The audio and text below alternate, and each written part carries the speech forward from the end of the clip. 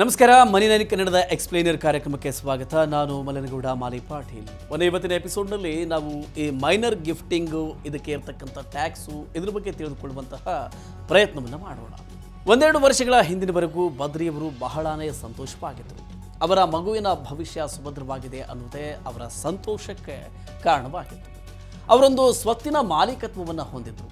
ಅದನ್ನು ಅವರು ತಮ್ಮ 12 ವರ್ಷ ವಯಸ್ಸಿನ ಮಗನಿಗೆ ಉಡುಗೊರೆಯಾಗಿ ಕೊಟ್ಟಿದ್ದರು. ಅದರಿಂದ ಅವರಿಗೆ 3 ಲಾಭಗಳು ಅವರಿಗೆ ಸಿಕ್ಕಿದ್ವು.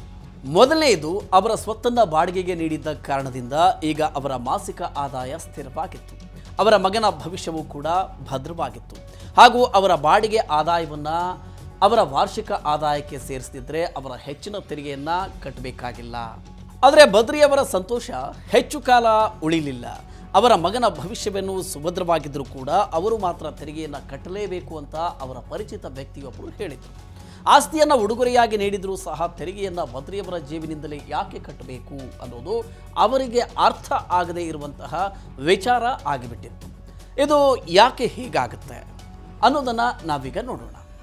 ನೋಡಿ, 1961ರ ಆದಾಯ ತೆರಿಗೆ ಕಾಯ್ದೆಯ ಅಡಿಯಲ್ಲಿ ಹಣಕಾಸು ವರ್ಷವೊಂದರಲ್ಲಿ ಪಡೆದ 50,000ಕ್ಕೂ ಹೆಚ್ಚಿನ ಮೌಲ್ಯದ ಉಡುಗೊರೆಯ ಮೇಲೆ ತೆರಿಗೆಯನ್ನು ಕಟ್ಟಬೇಕು.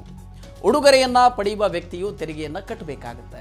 ಆದಾಗ್ಯೂ ಆದಾಯ ತೆರಿಗೆ ಕಾಯ್ದೆಯ ಅಡಿಯಲ್ಲಿ ಸಂಬಂಧಿಕರು ಎಂಬ ವ್ಯಾಖ್ಯೆಯೊಳಗೆ ಬರುವ ಜನರಿಂದ ಪಡೆದ ಉಡುಗೊರೆಗಳ ಮೇಲೆ ಯಾವ ತೆರಿಗೆಯೂ ಇರೋದಿಲ್ಲ. ಸಂಬಂಧಿಕರ ವ್ಯಾಖ್ಯೆಯ ಅಡಿಯಲ್ಲಿ ಸಹೋದರ ಅಥವಾ ಸಹೋದರಿಯ ತಾಯಿ ಅಥವಾ ತಂದೆ, ಸಂಗಾತಿಯ ಪೋಷಕರು ಬರ್ತಾರೆ. ಬದ್ರಿಯವರು ತಮ್ಮ ಮಗನಿಗೆ ಸ್ವತ್ತನ್ನು ಉಡುಗೊರೆಯಾಗಿ ನೀಡಿದರು.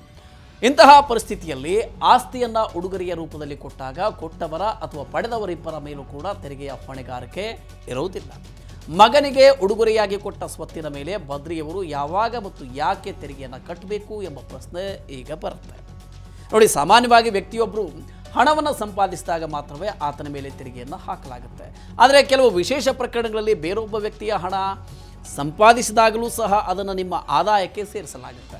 ಇದನ್ನು ಆದಾಯಗಳ ಒಟ್ಟುಗೂಡಿಸುವಿಕೆ ಅಂತ ಹೇಳಲಾಗುತ್ತೆ. ಆದಾಯ ತೆರಿಗೆ ಕಾಯ್ದೆಯ 60 ಮತ್ತು 64ನೇ ಸೆಕ್ಷನ್ಗಳಲ್ಲಿ ಆದಾಯಗಳ ಒಗ್ಗೂಡಿಸುವಿಕೆಯ ಪ್ರಸ್ತಾವನೆಗಳನ್ನು ನೀಡಲಾಗಿದೆ. ಇನ್ನು ನಿಮ್ಮ ಸಂಗಾತಿಯ ಅಥವಾ 18 ವರ್ಷದೊಳಗಿನ ಅಪ್ರಾಪ್ತ ವಯಸ್ಸಿನ ಮಗುವಿನ ಆದಾಯಗಳನ್ನು ಯಾವಾಗ ನಿಮ್ಮ ಆದಾಯಕ್ಕೆ ಸೇರಿಸಲಾಗುತ್ತೆ ಎಂಬುದರ ಬಗ್ಗೆ ಸೆಕ್ಷನ್ 64 ಅಥವಾ 64 ಹೇಳುತ್ತೆ. ನೋಡಿ, ಸೆಕ್ಷನ್ 64(1)(a) ಇದು ಅಪ್ರಾಪ್ತ ವಯಸ್ಕ ಮಗುವಿನ ಆದಾಯಗಳ ಬಗೆಗಿನ ಪ್ರಸ್ತಾವನೆಗಳನ್ನು ಒಳಗೊಂಡಿದೆ. ಇದು ಮಲಮಕ್ಕಳನ್ನು ಹಾಗೂ ದತ್ತು ಪಡೆದ ಮಕ್ಕಳನ್ನು ಒಳಗೊಂಡಿದೆ. ಸೆಕ್ಷನ್ 64(1)(a) ಅಡಿಯಲ್ಲಿ ಅಪ್ರಾಪ್ತ ವಯಸ್ಕ ಮಗುವು ಆದಾಯವನ್ನು ಗಳಿಸಿದರೆ ಅದನ್ನು ಪೋಷಕರ ಅಂದರೆ ತಂದೆ ಅಥವಾ ತಾಯಿಗಳಲ್ಲಿ ಯಾರ ಆದಾಯ ಜಾಸ್ತಿ ಇರುತ್ತೋ ಅವರ ಆದಾಯಕ್ಕೆ ಸೇರಿಸಲಾಗುತ್ತೆ. ಹೀಗಾಗಿ ಮಗುವಿನ ಆದಾಯವನ್ನು ಸಹ ಬದ್ರಿಯವರ ಆದಾಯಕ್ಕೆ ಸೇರಿಸಲಾಗುತ್ತೆ. ಒಂದು ವೇಳೆ ಪೋಷಕರು ವಿಚ್ಛೇದನವನ್ನು ಪಡೆದುಕೊಂಡಿದ್ದರೆ ಮಗುವಿನ ಆದಾಯವನ್ನು ಕಾನೂನುಬದ್ಧ ಪೋಷಕರ ಆದಾಯಕ್ಕೆ ಸೇರಿಸಲಾಗುತ್ತೆ. ಮಗು ವಯಸ್ಕನಾಗುವವರೆಗೂ ಈ ಆದಾಯ ಒಟ್ಟುಗೂಡಿಸುವಿಕೆಯೇ ಮುಂದುವರಿಯುತ್ತೆ. ಮಗುವು ಪ್ರಾಪ್ತ ವಯಸ್ಕನಾದ ಮೇಲೆ ಈ ಆದಾಯವನ್ನು ಅವನ ಆದಾಯಕ್ಕೆ ಸೇರಿಸಲಾಗುತ್ತೆ.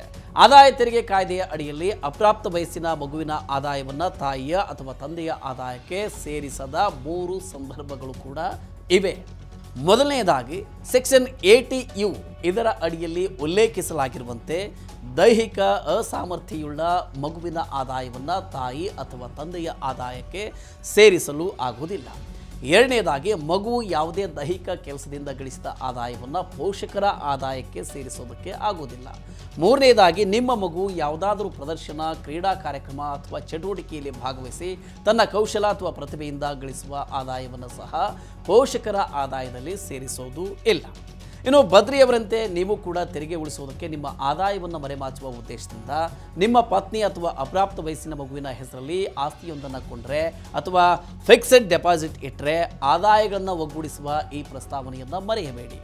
ಅಂತಹ ಆದಾಯಗಳ ಮೇಲೆ ನೀವೇ ತೆರಿಗೆಯನ್ನು ಕಟ್ಟಬೇಕಾಗುತ್ತೆ.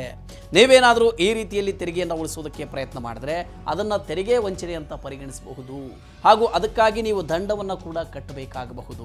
ಅಷ್ಟು ಮಾತ್ರ ಅಲ್ಲದೆ ಅದು ಕಾನೂನಿನ ವಿವಾದಕ್ಕೂ ಕೂಡ ದಾರಿಯನ್ನು ಮಾಡಿಕೊಡಬಹುದು. ಓಕೆ, ಈ ರೀತಿಯ ಇನ್ನಷ್ಟು ಮಾಹಿತಿಗೆ ಮತ್ತು ಪರ್ಸನಲ್ ಫೈನಾನ್ಸ್ ವಿಚಾರಗಳಿಗೆ ಡೌನ್ಲೋಡ್ ಮಾಡಿ ಮನಿ9 ಕನ್ನಡ ಆ್ಯಪ್ ಹಾಗೂ ಯೂಟ್ಯೂಬ್ನಲ್ಲಿಯೂ ಸಬ್ಸ್ಕ್ರೈಬ್ ಆಗಿ, ಲೈಕ್ ಮಾಡಿ, ಶೇರ್ ಮಾಡಿ. Thank you.